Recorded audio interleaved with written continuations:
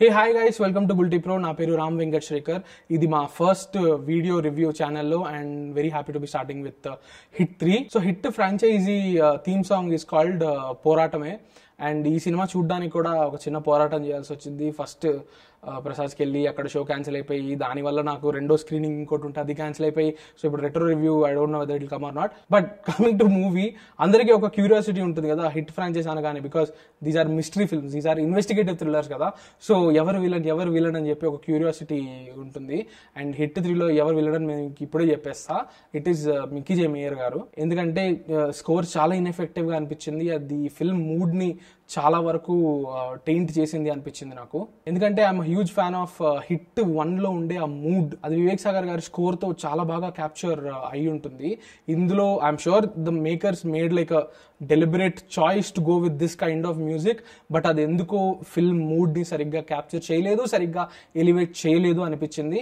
Sorry to mention this, మొదలు పెట్టడమే దీంతో మొదలు పెట్టడం, ఎందుకంటే that was sticking like a sore thumb for me. అందుకే hit 3 is a decent, it's an engaging investigative thriller which becomes a survival thriller in the second half and ends on a massive ఒక blood bath. నాకు ఇందులో నచ్చిన విషయాలు ఉన్నాయి, పెద్దగా నచ్చిన విషయాలు కూడా ఉన్నాయి. ఇప్పుడు ఒకటి డిస్కస్ చేసుకుందాం. ఒకటి to start with the screen play. First half కి సెకండ్ హాఫ్ కి స్క్రీన్ ప్లే లో ఒక స్టార్క్ కాంట్రాస్ట్ ఒకటి ఉంటది అనమాట. Which is first half is very event full, అంటే జాగ్రఫికల్ సెట్టింగ్ కూడా మారిపోతూ ఉంటది, ఈవెంట్స్ చాలా ఎక్కువ ఉంటాయి, మల్టిపుల్ థింగ్స్ జరుగుతూ ఉంటాయి. వెరాజ్ second half it's very contained, ఒకటే జోన్ లో జరుగుతుంది.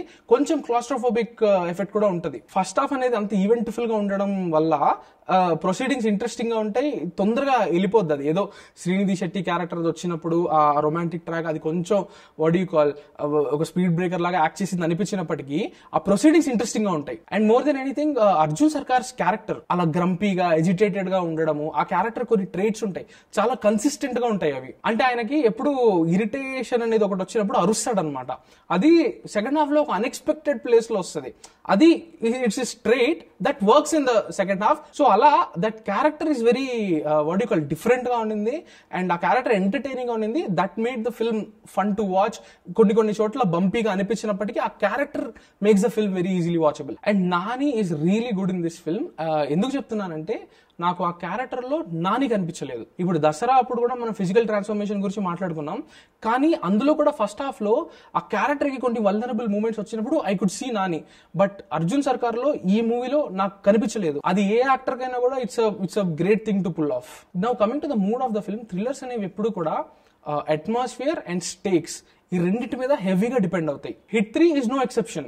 ఇందులో కూడా సెకండ్ హాఫ్ లో స్టేక్స్ అనేవి బాగా పలుకుతాయి. ఇప్పుడు ప్రొటాగనిస్ట్ ఒక సిచ్యువేషన్ లో ఉన్నాడు, how is he going to escape it? అతను హెల్ప్లెస్ గా ఉన్నాడు, ఇప్పుడు ఎలా how is he going to escape this అనే ఫీలింగ్ అయితే ఖచ్చితంగా కలుగుతుంది. ఇన్ దాట్ సెన్స్ ఆ థ్రెటనింగ్ అట్మాస్ఫియర్ అనేది ఆ టెన్షన్ కి వాటికి బాగా కాంట్రిబ్యూట్ చేస్తుంది. And it keeps you hooked. అప్పుడు కూడా కొన్ని క్యారెక్టర్స్ నేను చెప్పా కదా, ఆ కంటెంట్ అట్మాస్ఫియర్ నుంచి బయటకి ఆ ఇంటర్కట్స్ అవి జరుగుతున్నప్పుడు అది మూడ్ మళ్ళీ బ్రేక్ అయినట్టు అనిపిస్తుంటది. అలా ఉన్నప్పటికీ కొన్ని మూమెంట్స్ నాకు పెద్దగా కన్విన్సింగ్ గా అనిపించినప్పటికీ ఐ వాజంట్ బోర్డ్. ఇప్పుడు ఇక్కడ నుంచి కొంచెం స్పాయిలర్స్ ఉంటాయి, కొంచెం డీటెయిల్ గా కొన్ని విషయాలు చెప్పాలనుకుంటున్నా. సో మూవీ చూడకపోతే ఇక్కడతో ఆపేసేయండి ప్లీజ్. ఒక 2 పెద్ద ప్రాబ్లమ్స్ ఉన్నాయి మూవీతో. అదేంటంటే ఫస్ట్లీ సెకండ్ హాఫ్ మొత్తం ఒక కంటెంట్ అట్మాస్ఫియర్ లో జరుగుతుందని చెప్తున్నా కదా, where Arjun Sarkar is literally surrounded by let's say ఒక 200 సైకోపాథ్స్. వాళ్ళందరూ కూడా cold blooded like serial killer psychopaths. వాళ్ళ మధ్యలో మన హీరో ఉన్నాడు, కానీ వాళ్ళందరూ జస్ట్ జూనియర్ ఆర్టిస్ట్ లాగా ఉంటారు. అంటే ఆ scenario is that creepy and scary and threatening. But somehow అదెందుకో అంత బాగా కమ్యూనికేట్ అయినట్టు అనిపించదు. జస్ట్ ఏదో జూనియర్ ఆర్టిస్ట్ లాగా ఉన్నారు, జస్ట్ ఏదో ఫైటర్ వచ్చి దెబ్బలు తిని చచ్చిపోతున్నారు అన్నట్టే అనిపిస్తుంది తప్ప ఇప్పుడు వీళ్ళ మధ్యలో మనోడు ఉన్నాడు, ఎలా ఇప్పుడు how is he going to deal with them అనేది వాట్ యూ కాల్ అక్కడ చాలా పొటెన్షియల్ ఉన్నింది. That would have made the film much more creepier. But అంతగా ఎక్స్ప్లోర్ చేయకపోవడం అనేది నాకు డిసప్పాయింటింగ్ గా అనిపించింది. లైక్ వైజ్ రొమాంటిక్ ట్రాక్ కూడా అదొక బ్రీదర్ లాగా ఉన్నప్పటికీ ఆ శ్రీనిధి శెట్టి క్యారెక్టర్ అవి జరుగుతున్నప్పుడు my mind was let's get done with this and let's get to the more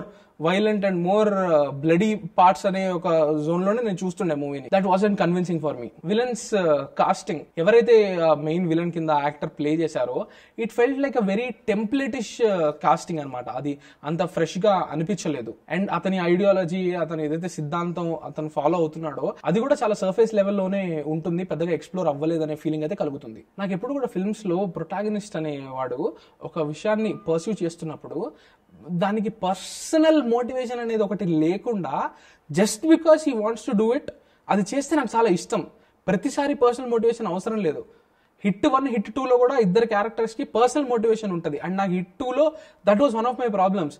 thankfully HIT 3లో I like that Arjun Sarkar is doing whatever he's doing just because he respects his job. But I like the fact that this character is going out of his way and doing whatever he wants to do for justice. Personal motivation ఏమి ఉండదు. అది చాలా refreshing గా అనిపించింది. And violence, first నుండి కూడా violence was the hot topic around hit 3. To be very honest, నాకు violence అంత ఇబ్బందికరంగా అనిపించలేదు. Largely most of it was justified. అంటే ఎప్పుడు కూడా మనం సినిమాల్లో ఒక బౌండరీ అనేది ఒకటి ఉంటుంది అనమాట. బౌండరీ అనే విషయం గురించి ఇక్కడ కూడా మాట్లాడతారు విలన్. ఆ బౌండరీని ఫిల్మ్స్ మోస్ట్లీ దాటవు. ఒక ఇబ్బందికరమైన బౌండరీ. Marco cinema దాటేస్తుంది. మీరు అడగచ్చు ఎన్నిసార్లు చెప్తారో మార్కో గురించి అని, బట్ చెప్తున్నా ఇప్పుడు అదే కదా రెఫరెన్స్ అయిపోయి ఉంది. మార్కో ఆ బౌండరీని దాటేస్తుంది, ఒక సాడిస్టిక్ జోన్ లోకి వెళ్ళిపోద్ది. హిట్ 3 వెళ్ళదు. అది ఎంత తలలు తెగి పడుతున్నా, ఎంత బాడీ పార్ట్స్ తెగి పడుతున్నప్పటికీ it didn't come from a place of sadism. అందుకే నాకు సినిమా ఎక్కడ కూడా పెద్దగా డిస్టర్బింగ్ గానో పెద్దగా అన్వాచబుల్ గా అయితే అనిపించలేదు. ఎఫెక్టివ్ గా ఉంది కానీ. అండ్ యాక్షన్ సీక్వెన్సెస్ కూడా ఇదే, మనం ఎప్పుడు కూడా డిష్యూమ్ ఫైట్స్ చూసి అలవాటు పడి ఉంటాం కదా. ఫర్ ఎ చేంజ్ చాలా రిఫ్రెషింగ్ గా అనిపించింది just looking at that sheer blood bath. But again ఇది హిట్ 3కి ఓకే, బట్ తిరిగి చేస్తే మాత్రం మన ఫ్యూచర్ లో ఇది కూడా కిక్కిపోద్ది మనకి. సో ఓవరాల్ గా the film was a decent watch. It's a decent thriller. చెప్పినట్టే ఐ వాజ్ ఎంగేజ్. నాకు పెద్దగా బోర్ కొట్టలేదు. బట్ ఏంటంటే I expected one level of wildness. And ఇప్పుడు సెకండ్ హాఫ్ లో కూడా ఇందులో కూడా ఆ జోన్ ఏదైతే సర్వైవల్ థ్రిల్లర్ లోకి వెళ్ళినప్పుడు the world is very wild, but the treatment somehow still felt tame. If you ask me Hit 4 వస్తే చూస్తావా చూడవా అంటే ఖచ్చితంగా I'm excited. That's it from this review. Do subscribe to Guilty Pro for more reviews and interviews. Thank you.